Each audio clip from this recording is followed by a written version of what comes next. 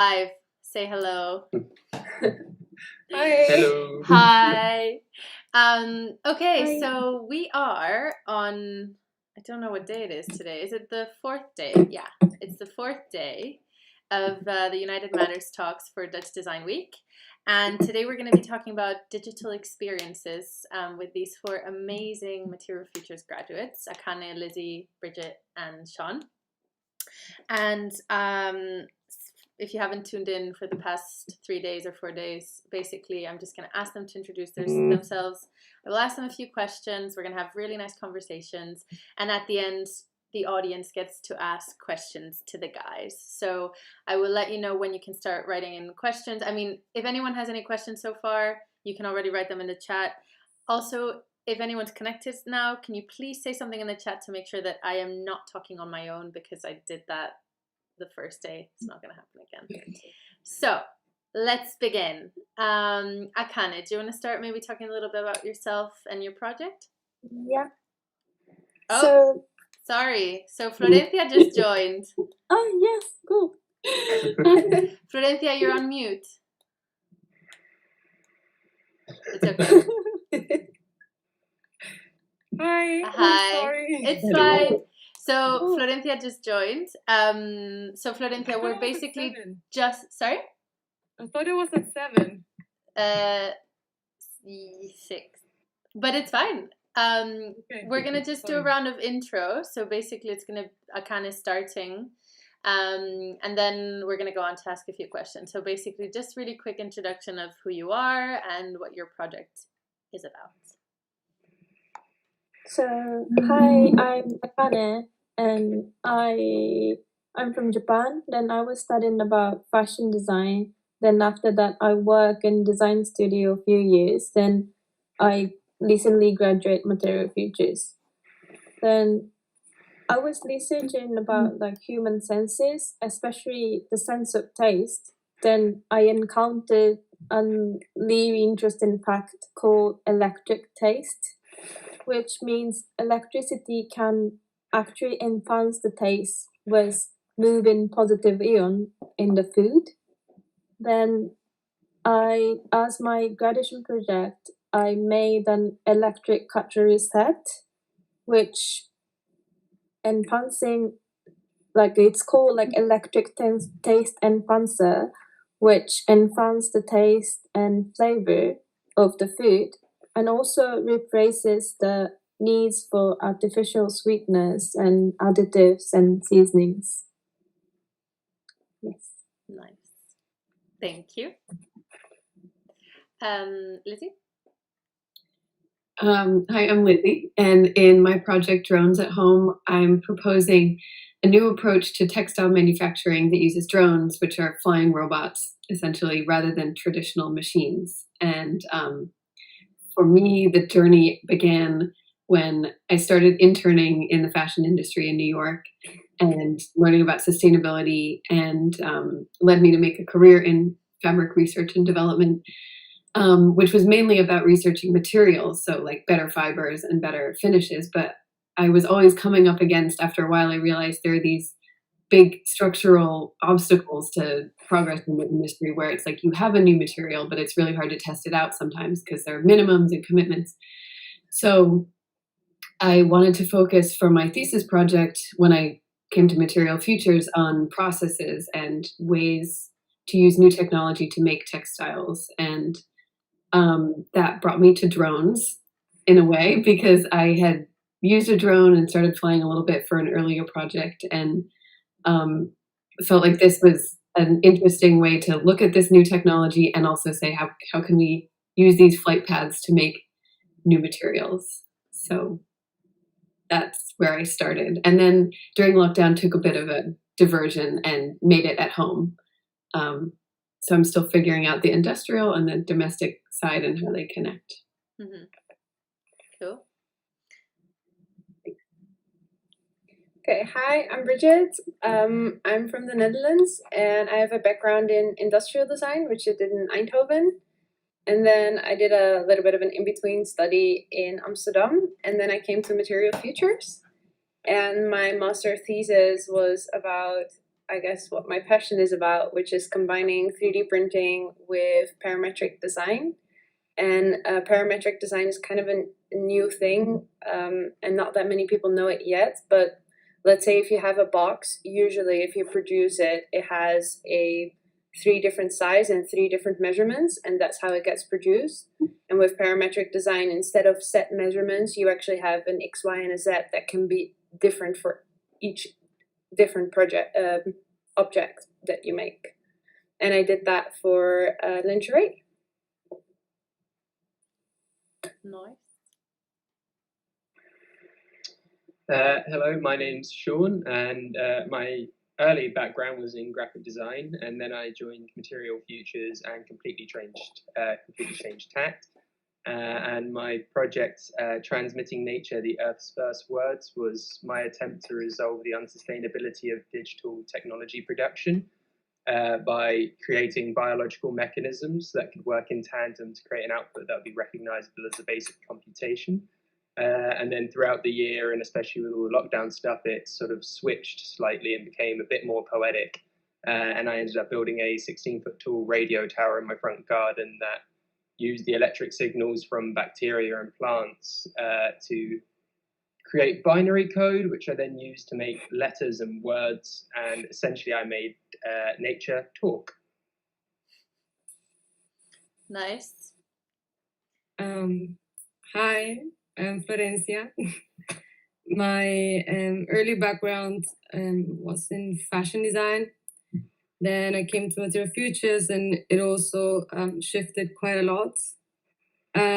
My thesis project started as a personal inquiry, a search of addressing an issue that I needed to take my medications every day, and I always forgot to do it, so I had to find a solution to it. And then I came up with my finished product is a watch that gives you the medicine through the skin. So I was a bit searching about wearables and how can we change how wearables look and all the technology that it's behind. How can we use it in a different way? So yeah. Cool. Thanks, guys. I feel like seeing the 5 of you now here on screen makes me realize like how different your projects are, but at the same time how much they have in common. And one of the things that I sort of noticed is that be it from like a very personal point of view or looking at a wider audience and sort of speaking to a wider audience, it feels like you guys have taken on technology and digital experiences in a way that feels really approachable at the end of the day, which is quite a challenge because I feel that all emerging technologies in general, they do feel quite daunting, and it's kind of hard to explain to an audience how they work or what they're doing.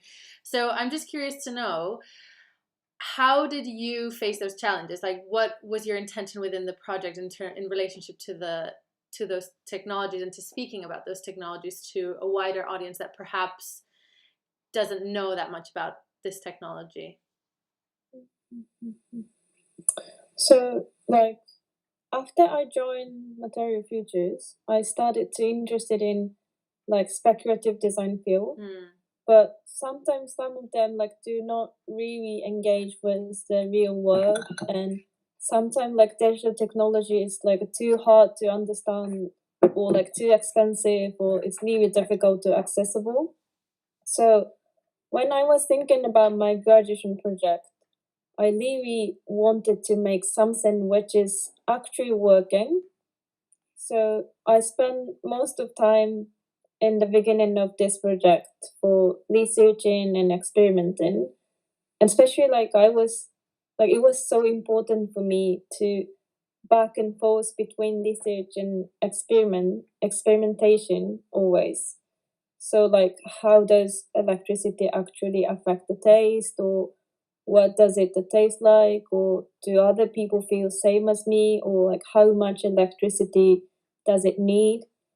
Then yeah, it was the point for me and intention about my project, between my project and digital technology.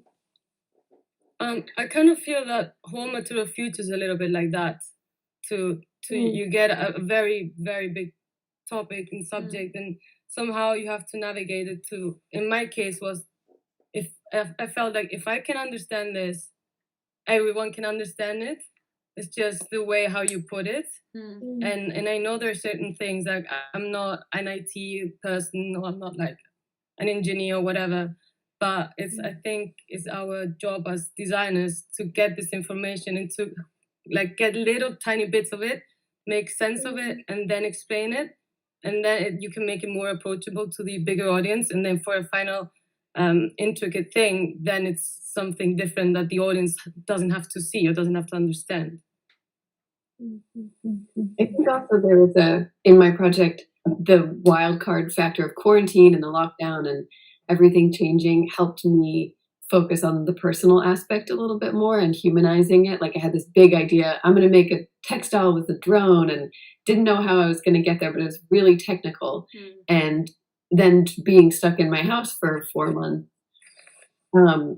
working on this idea and how do I just do it from my house made me realize there's a lot of just like, what does it mean to interact with a drone as a human, and what is the baggage we have with that, and what are different ways of presenting it that added this aspect to the project that I wasn't expecting, but now is sort of like this other avenue I could go down, and it's interesting.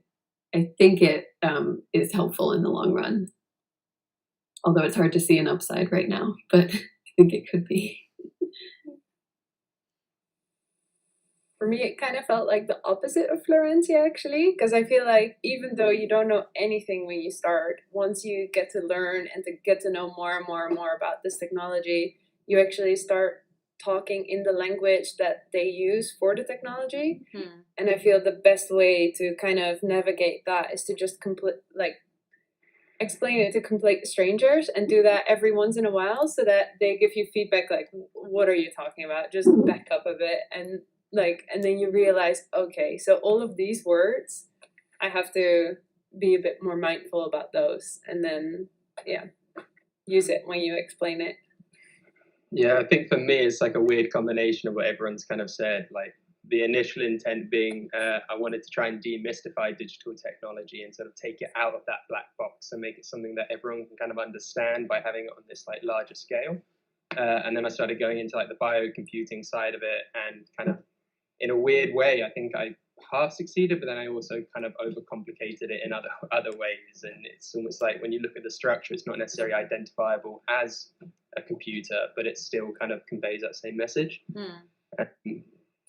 Yeah. So you guys are kind of like in between those two worlds, and you're kind of doing the hard task of sort of digesting all of that information and making it digestible for other people.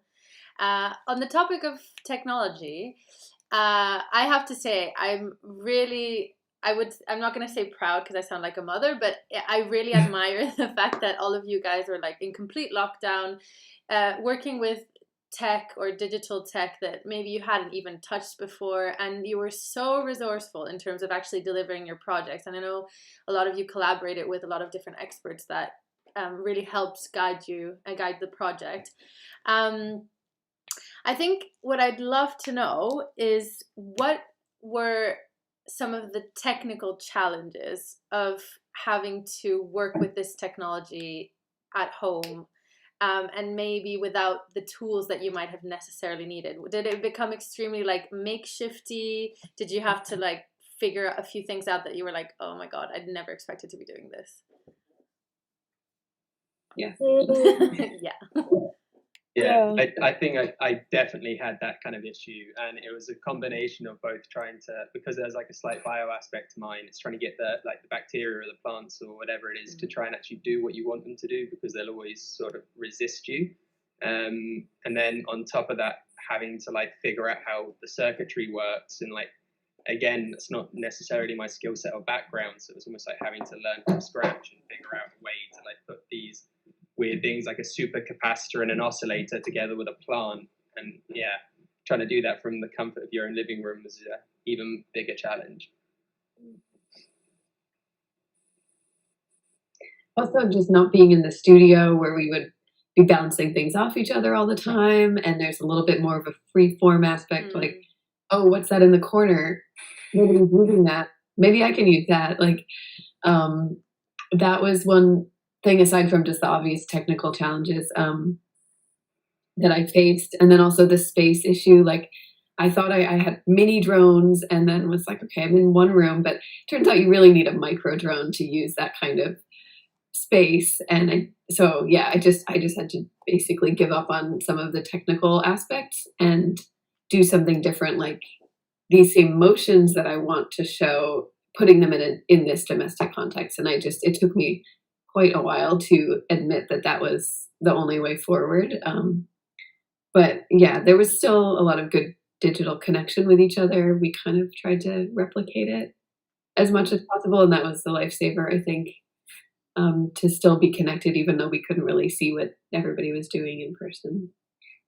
I think, especially with these sort of like quite tech-heavy things, I mean, obviously, when you lose access to the university and the studio, you lose the workshops, which is a pain. But then you also lose access to everyone else and like the whole cohort, and like so you don't get to bounce these ideas off other people as much, and you kind of get into like your own weird little world, and you realize that like it kind of damages your ability to communicate this stuff because it becomes quite insular. Yeah. So it's important to try, and we managed to do it through sort of like small group meetings and stuff like that, and that would always be really helpful. But it was a frustration for sure. Yeah.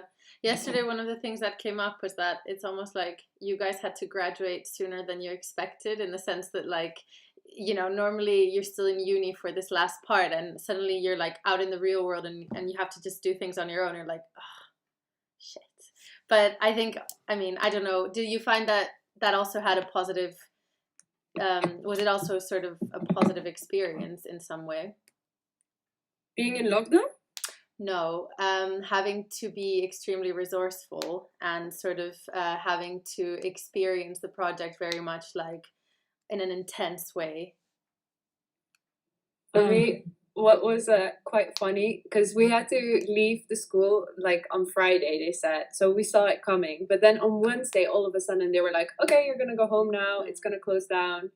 And I built a 3D printer, which was really quite big actually, and really heavy, because I made it in metal, because that was like leftovers and I wanted to use like leftover materials, not thinking that I ever had to move it. And then on that Wednesday, I kind of had to beg the driver to take this huge contraption in the bus. And then I think I was 100 meters from home and the whole thing fell down. So then I had to rebuild it at home, which was quite a challenge. But I think that worked out relatively okay. And then at some point, one of the metal parts I made were way too heavy.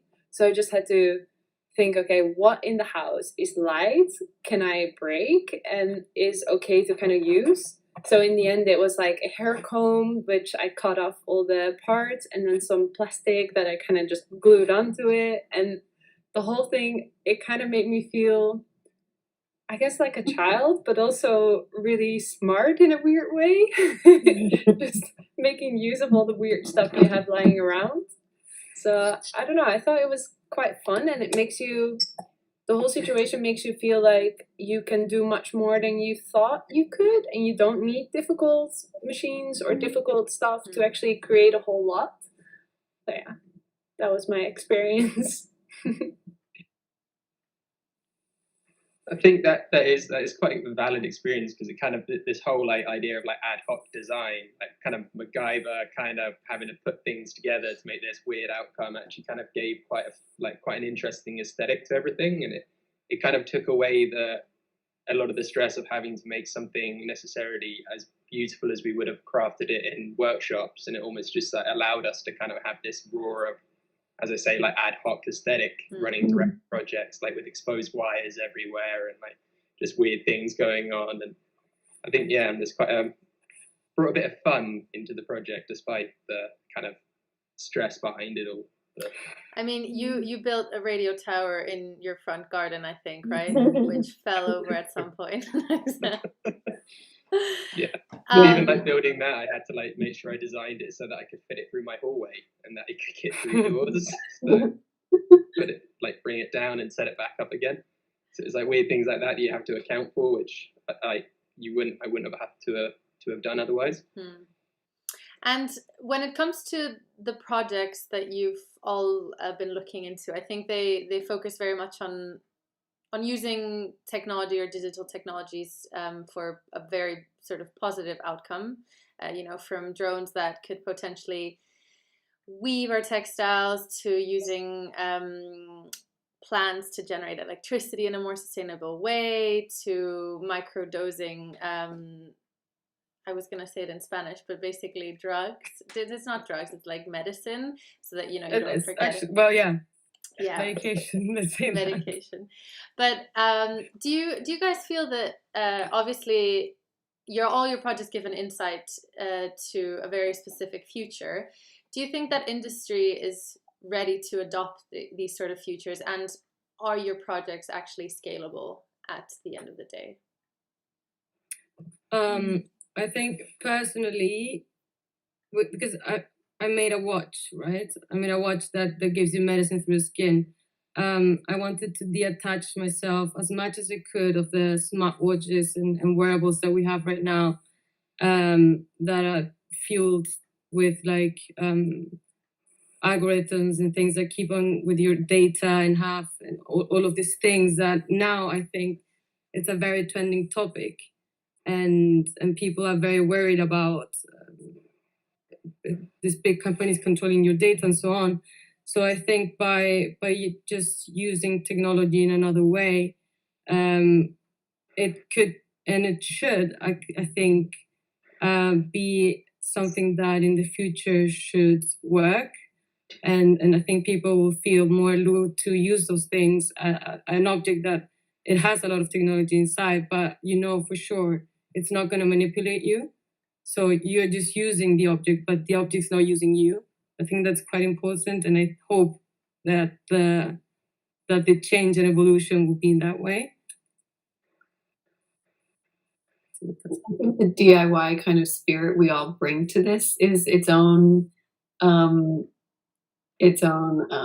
output, or it could be like I think that's an attitude that we're also presenting along with the vision we all have. Is just like, we have some say as customers and citizens and people about our technology, and there are sides of it we don't see or we don't know because we don't like those sides. But then there's also like the positive side, and maybe none of us are trained engineers or scientists, but we've all come to some conclusions about what could happen and made our own vision. And so I think that's one thing that definitely is like really, it feels good to put that out there.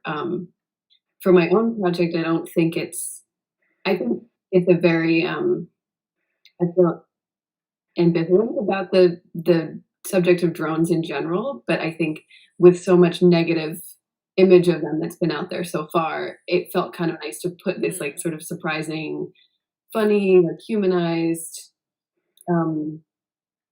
just a totally different vision of like what drones could be. That's not answering your question about scaling. No, it's funny because it's like one that everyone avoids, and I think I've asked you individually this question often. Yeah. But yeah, let's go back to that question. To scale it up. Yeah. I think mine I would love to. Wouldn't really scale right away. It should, and it could. It could. But maybe tell me more, like, what are the challenges then of scaling these projects up? Yeah. For me, it's like what I was saying, the structural obstacles to innovation, it's like in the form of these machines that last like 50 years. And having those means, what's the benefit of changing something, even though the apparel textile system is so broken and wasteful? Like $500 billion a year of value is estimated to be lost every year by the Ellen MacArthur Foundation of clothes that just aren't worn enough and then disposed of. So there's like a huge opportunity, but it's such a complex field that it's hard to make a change. But got to start somewhere, I think. I think there's also an aspect of like the fact that we're trying to wrestle with this really complex thing of technology. The fact that if we kind of have any kind of success and be able to like use almost like our design thinking to kind of maybe think of solutions that traditional people working within tech wouldn't have. So it's almost more that we're creating something that's almost in a sense meant to inspire other people that are more aware of like the machinations of technology, for them to be able to like think about ways it could then impact their work. So I know, for example, like my project, it would be ludicrous to try and scale it up because it's not necessarily like an industry out there for people talking to their plants, but it's more about trying to encourage people to know, like, to think about the idea of using biology to replace certain aspects, like hardware and computers. And I think the field in which that will take off at some point will be more sort of synthetic or microbiology. And I think, like, so the idea of using, like, as an example, DNA as like a hard drive, that kind of thing, I think has more merit. I think I've just tried to access it on like almost like the lower hanging fruit of biotechnology to try and just kind of kickstart that conversation around it. And I think that's what we as designers do quite often, especially when that question of scalability comes into it. It's not all about scaling it; it's about the conversation. Yeah, I agree. But for example, with Akane, like I feel your project was extremely applied, and actually you could potentially, not saying massively scale it up, but could you actually see it becoming something that a doctor would use, for example, or? Yeah, I think it could scale it up as well. I mean, I designed this cutlery set, especially like in desktop, like especially for like using at home in isolation situation. But also it could be in like using restaurant, or like it could be in the school. It could be in the hospital. But I mean, it might be like continuously changing the meaning of like a narrative side of my project. So like when like it depends on the location I placed, like the product, the meaning of the product might be changed. Yeah, but it could be really nice to like scale it up in different ways. Yeah. And Bridget, in your case, for example, I think that, you know, you're talking about an industry which is extremely about mass production and people massively consume, and you're sort of the conversation is more about changing the system and actually how we consume things. So making lingerie, for example, more bespoke. So how do you see that fitting into our consumption model? Would that be something that's done very locally? Obviously, I mean, when I say scaling up, I don't mean like mass producing like insane amounts of your project, but like, do you see a place for it in the real world? So, whilst I say this, I'm just gonna plug in my computer real quick. That's fine. Good I job. think her project has a place and can be commercialized, whether or not it's huge scale. But I'm So, Bridget's I think- project works better on small scale. I think the thing is, it's really easy to scale it. But the thing is, right now, so the industry right now, they create a lot of these products, they mass produce it, and then they sell it. So it's like a push economy. And my project is more about the exact opposite, where you get it bespoke and it only gets made after it's bought. So it's a pull economy. And I think in this case, it's not the scalability that's the issue. It's more the issue that that's a huge overhaul of however we run the system at the moment. And I feel that there's a lot of companies coming up right now that are starting to work with this. And I'm really excited to see that. But I think we need more of them to have the tipping point to really get to that system, basically. That leads me on to my next question, which is about, maybe this is more focused on consumers and the public, and sort of the challenges of changing the system in a way that you're actually changing behavior or the way that we're used to doing things. Do you think that as designers, obviously it's almost like you're carrying us to the future of certain behaviors, certain technologies, certain patterns of things that we do we need to also design the transition period? So for example, there's a big step between I don't know, buying something at Primark to getting used to wanting something that's completely customized. Obviously, one size doesn't fit all, but how do you see the steps? Imagine your projects were to become a reality tomorrow. What would be the steps that you need to follow for that to happen?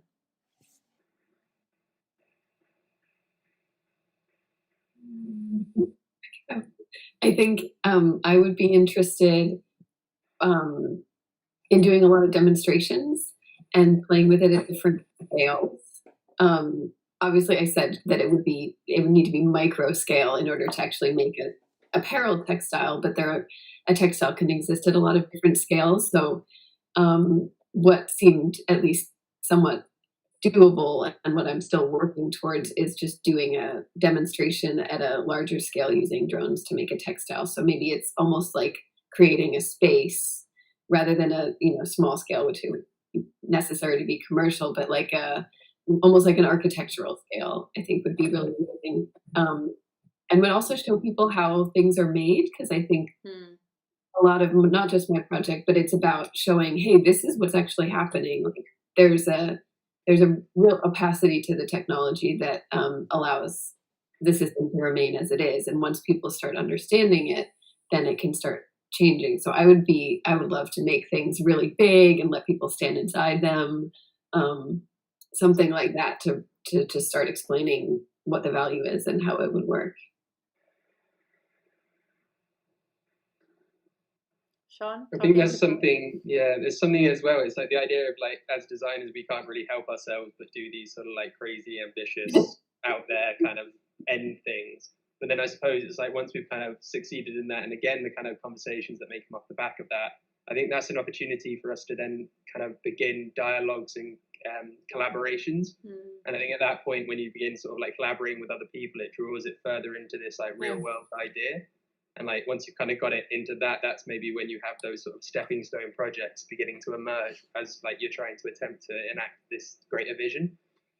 And then it just, when you just start working with other people, it does just feel more real, because it's no longer just like lodged in your own mind. It's sort of becoming like a joint thing that's shared. Yeah, I totally agree with Sean. I mean, also to think that it's possible to launch a project that you only have been involved in is a bit, delusional. It has to be much more collaboration behind it to think of the next steps.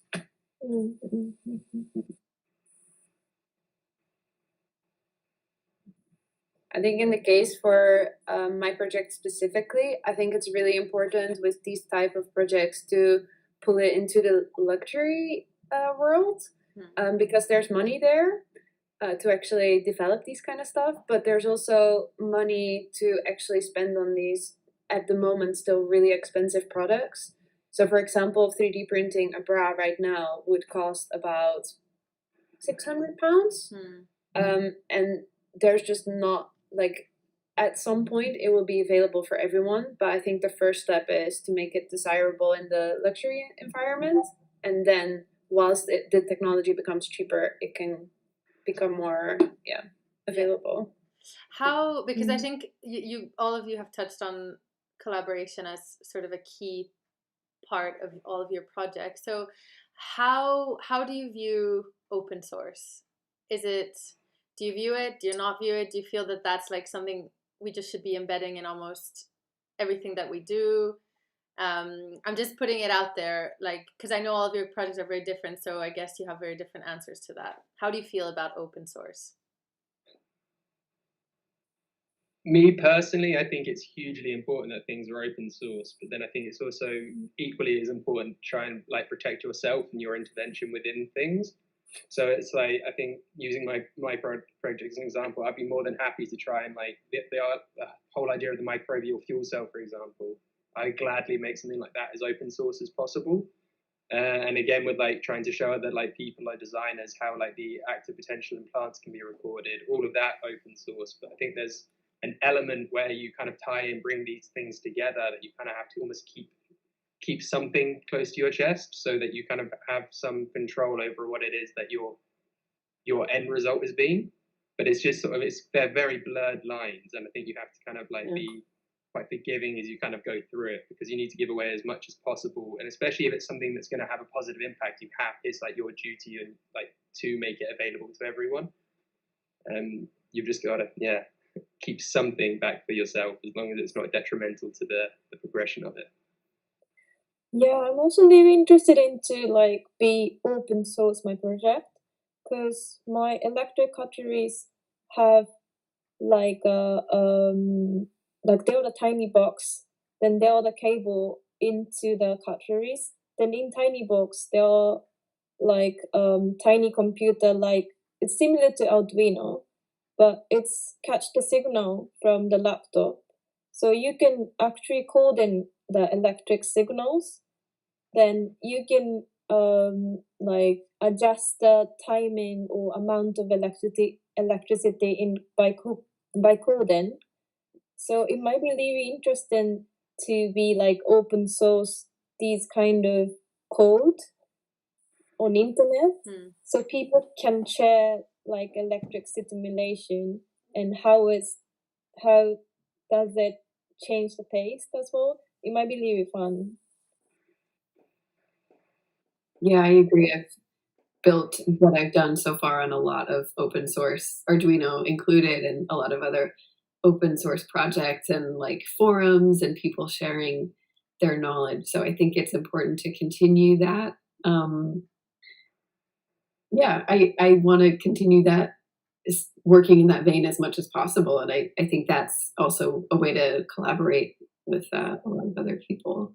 And it doesn't feel like something you have to just choose. Oh, if you go open source, you're going to lose all control or future potential of your project. I think, as Sean said, there are definitely ways to keep your vision and your direction for it while being part of a conversation that could grow into amazing new directions. Because one person can't just do all of the things that we're trying to do. These are like big ideas.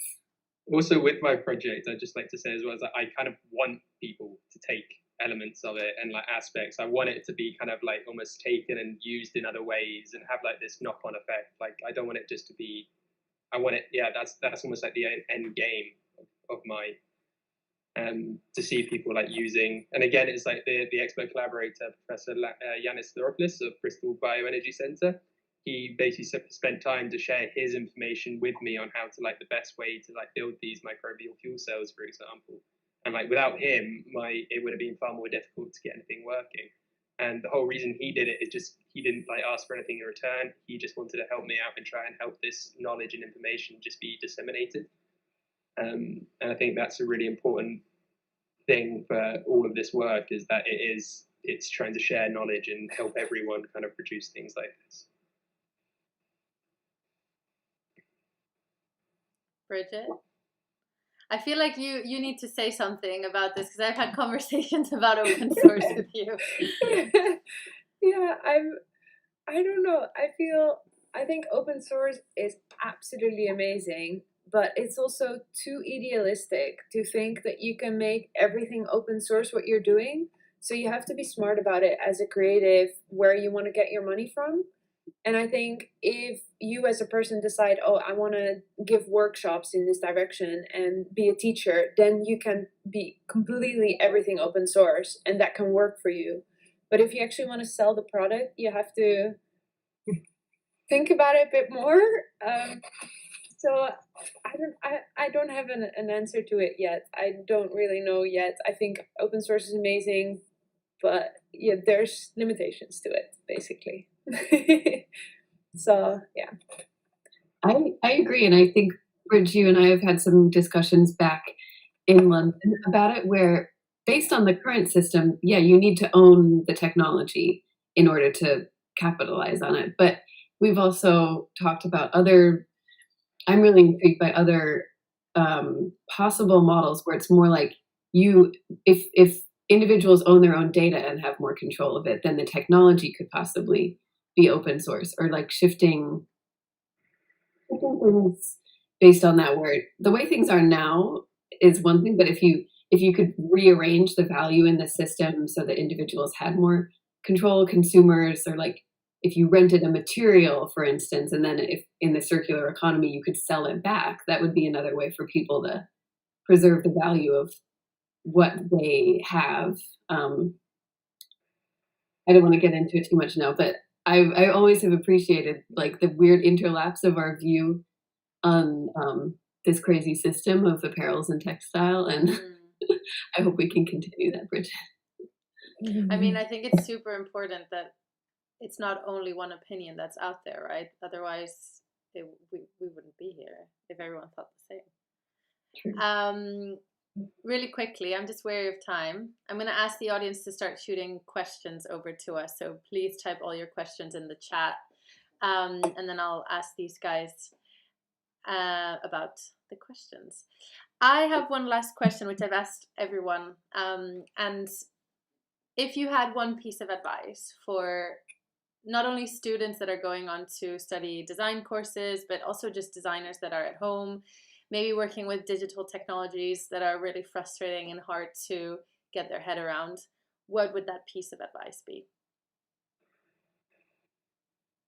In the context of being in lockdown, sorry, just a minor detail. Try to contact as many people as you can in order to make your life a little bit easier.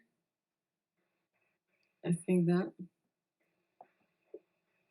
I think I would say, if in the context of lockdown, don't hold yourself back by trying to cling to some idea of what you were going to do. And it does translate to design school in general. Like, don't go into it with an idea of what you need to get out of it. Like, let the process guide you, as they say, and don't be afraid to try different things. Give yourself time to discover what's going to happen.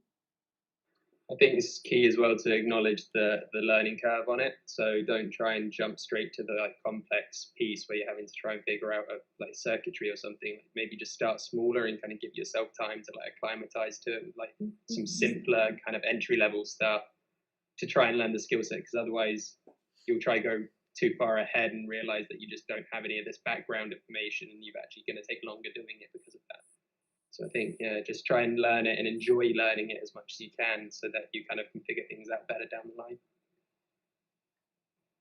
Yeah, it's similar to Sean, but try to think a bit simplified, because thinking too much complicated is going to maze. It's completely rust in thinking, we all done in the face. But yeah, it's really important. And also think about the lockdown and also this situation a bit more, think a bit more optimistic, because it's really terrible situation in all over the world. It's also the chance and opportunity to really think about what is the design is. So I think it's hopefully there are so many things that we can do with designing. So it's also good things, I think. Well said, Akane. I really agree with you. I think for me, but it's maybe a bit more of a broader thing, is to just create your own workspace in the home that you just use for working. Because I think the couch where you use watch TV at night should not be the place where you're working during the day. And I think I finally found a balance after a couple months. So yeah, that would be my best advice. That's really good advice. I agree with that. Okay, so we don't have anyone asking questions at the moment. So please, someone ask questions. Otherwise, I can just keep going. I would personally really like to know, because obviously I met you guys 2 years ago. So when you started Material Futures, and I've seen you evolve. And I've seen you go through lots of different types of projects. And I'm just curious to know how you view your role as a designer. I know we talk a lot about this on the course, but how has your role as a designer, the view of your role as a designer, changed from the moment you started last September to the moment you graduated? How do you view your practice now? I think initially I was kind of viewing myself as almost a sustainable designer, but especially over the last 2 years, the way that kind of sustainability has become more kind of mainstream to the forefront, it's now actually become almost like a prerequisite of good design that it is sustainable. So it's now not really even relevant to even use it as a description. It's almost, I think I've pondered this for ages and I just can't figure out a way to describe it. So I started actually just going by just simply as designer. And I feel that's just probably the most accurate way of doing it, because there's too many random pieces coming in. Like there's a little bit of like bio design, there's some tech, there's a little bit of like woodworking, some craft. Like it you can't really distill that down to like one title. And I think I don't know, I've just given up trying.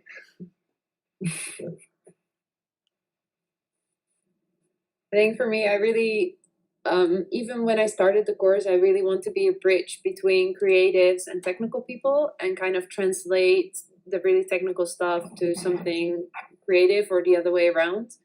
And I think doing Material Futures, I realized how extremely powerful making something pretty is and how that will get the story so much further if it looks like desirable. And I kind of understand, because I come from a bit of a techie background, that why the products there didn't really reach as far, because usually they just look very tacky, and that's only appealing to a very small amount of people. And I've found that the most interesting lesson throughout the whole 2 years of how do you actually make something look good, and it's a job. It's really difficult. Yeah, it's the opposite from Bridget, because like I study in art university in Japan, and like I learn a lot about like how to make it nice and like really focusing on like visual. But like when I entered Material Futures, then I realized how really important is like more combination about researching and also designing.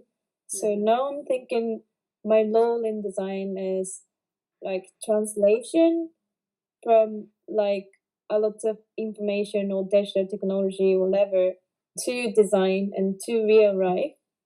Is now I'm thinking the role in design for me. Nice. I think I'm a little bit more on Bridget's side, where I came into the course 2 years ago as like very commercially focused, very like, well, if it's not going to save money, why would you do it? If it doesn't make sense, from a straight sustainability as of now standpoint. And it took me a little while to get out of that, but like learning more about the approach of speculative design and critical design, and realized I love that. So, and also seeing, as Sean mentioned, in the past 2 years, how sustainability has kind of just become the foundation of anything that's going on, definitely in Material Futures. It's like, in a funny way, I feel like it's hardly mentioned because that is the driving force between what so many people are doing. So I got into that and getting more in tune with materials.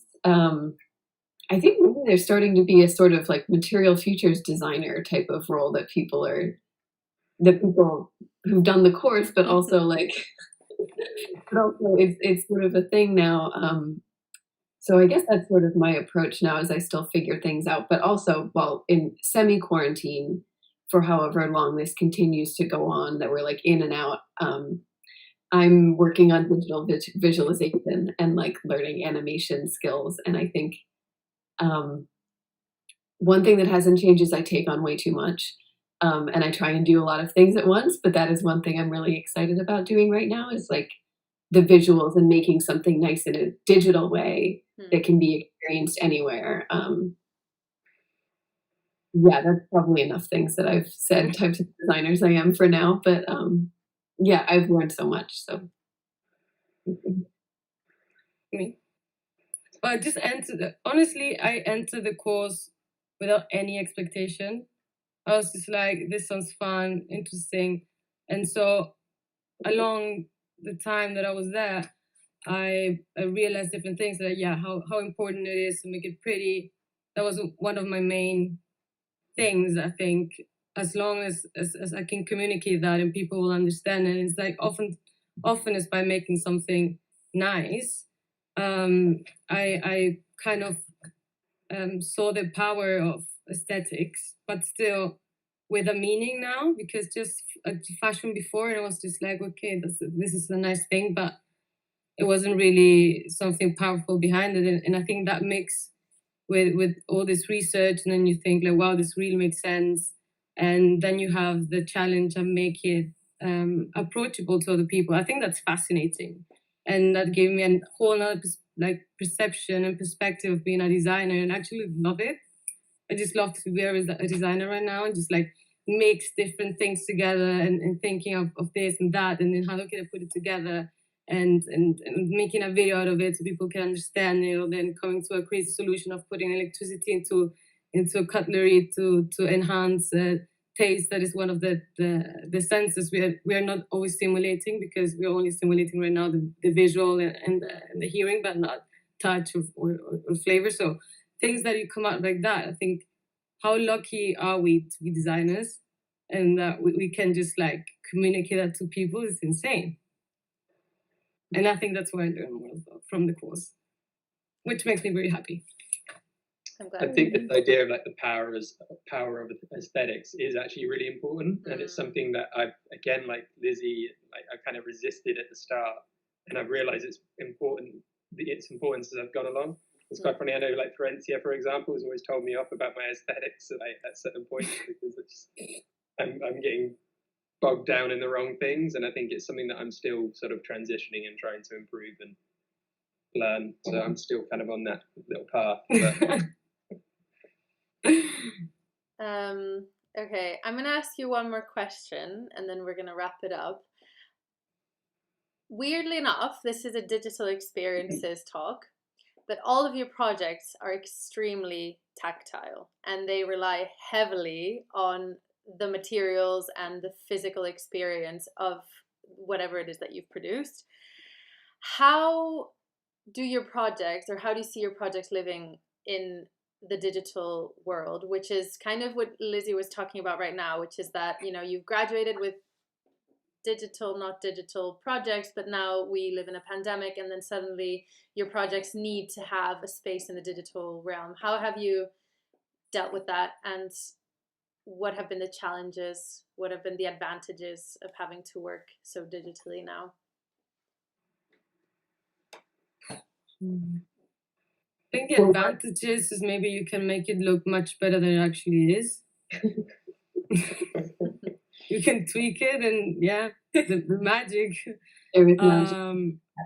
Sadly, you can't see really the reactions of being in like a gallery, of being in a showroom, and like where you can watch from like a corner. You can see how people react to your project. That I think that's one of the best sensations, or worst.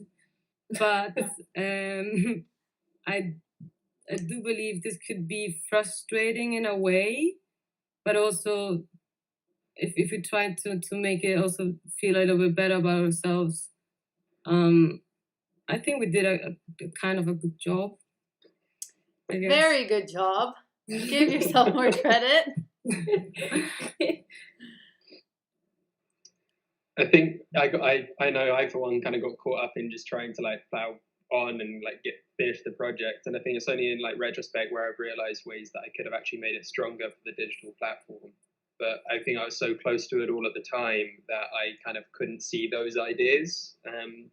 So it's like going forward, I think if I was having to do more projects within this space, I kind of know the pitfalls, and I think I know how I can produce them more for a digital landscape. So I think I've learned how. It's just a shame I haven't had opportunity to apply those learned lessons. But it has been difficult trying to present very physical things in a digital way, and I think it always does sort of lack the same like tactile nature of it. And again, like to use the tower as an example, like when you see it in person, it's quite like quite an impressive structure. But like when you see it in a picture, it just looks fine. It's just a bit kind of, it loses the awe of it a little bit, which is disappointing. But it's kind of the nature of the lockdown, I suppose. Yeah, for me, it's really difficult because like my project is using digital technology, but it's actually like physical experiences with using digital technology. So yeah, it was so difficult like showing in digital, but it was also like Florencia said, like it was also like feel like strongly like a aesthetic power as well. Yeah, so it's half and half, but mostly it was very difficult. I love how you adapted Akane to have like the interactive element of it. when people are Mm. in isolation. I remember talking about that and Mm. being excited about that layer you were bringing onto it. Mm. Now in my project and what I've been doing recently, it's like getting much more into digital. But then I'm realizing, okay, what do I have physical when that can happen again? So it's always like you have to push one forward and then remember to continue with the other one. But I love that we're all part of Dutch Design Week right now, and that's pretty cool to Mm. have more chance and hopefully more audience like available on the digital side because we're all over the world right now.